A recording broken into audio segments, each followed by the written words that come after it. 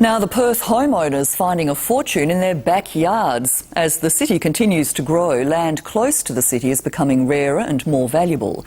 Graham Butler reports for people with big blocks or savvy investors, there's money to be made in subdivisions if you know where to look and what to do.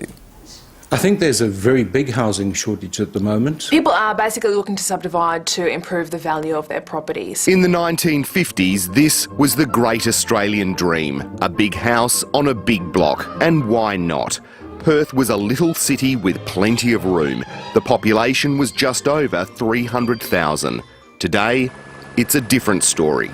Population growth is a massive factor contributing to this. So there's more people coming in, birth rates increasing, and basically people want to live close to the city, and the answer to that is to then build in. And that means slicing up the backyard. Vanessa de Groot from Australian Property Investor magazine says subdividing is becoming increasingly popular for homeowners and investors. Basically, the property market has been flat for some time now, so people are looking at ways to improve the value of their property rather than just sitting back and waiting. So renovation is one, but subdivision is a really big up-and-coming way to do that. Ideally, you want to be able to find a property where you can retain the existing house, clean up the back area, do a battle axe or corner site development, where the money that you're spending on your purchase, you're not then demolishing to get rid of bricks and mortar that you've paid for.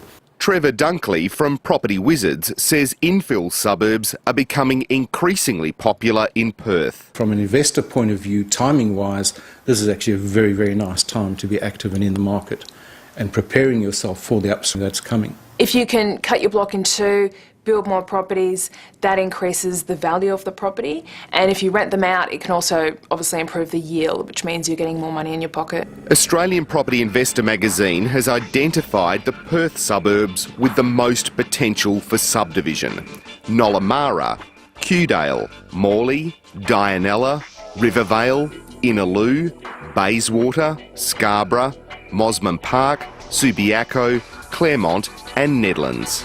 It's actually quite affordable at the moment, and now's a good time to be getting in. So some of the suburbs that we've listed are under 500,000.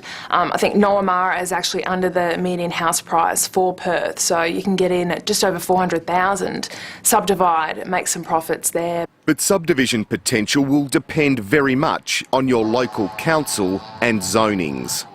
You definitely need bigger blocks of land, so 800 square metres or more, you're pretty much going to be guaranteed to do some sort of subdivision, depending on the suburb and the council area. We bought this for the sole reason of subdivision. Richard Larson recently took the plunge into property investment. He bowled over an old house he bought in Rivervale and put 3 houses on the block. The block is 900 square metres and the zoning was R30 when we purchased it, so we basically paid land value for it.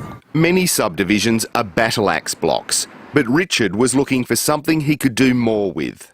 Richard, how important was getting a corner block for your subdivision? Oh, it was very important. I was informed that a corner block allowed you to build single stories with enough space because the driveways are able to be independent and straight to the road, as you can see, which frees up room. So you're putting 3 on as opposed to possibly 2? Correct, yes. When you run a driveway down the side of other blocks, it does eat into valuable space, which can force a 2-storey development. The returns are still good, but not as good as a corner block with single stories. But like any investment opportunity, subdividing comes with risks and costs. The subdivision on average probably cost you somewhere between $35,000 and maybe $50,000 to do. That's your clearing, bringing in services, getting things ready for builders to move on site. You need to make sure you've done your figures to death. You've added it all up. What is the profit going to be before you actually go and outlay that money? Everything comes together. Get on with it and make it happen. Don't procrastinate. You can find those details on our website.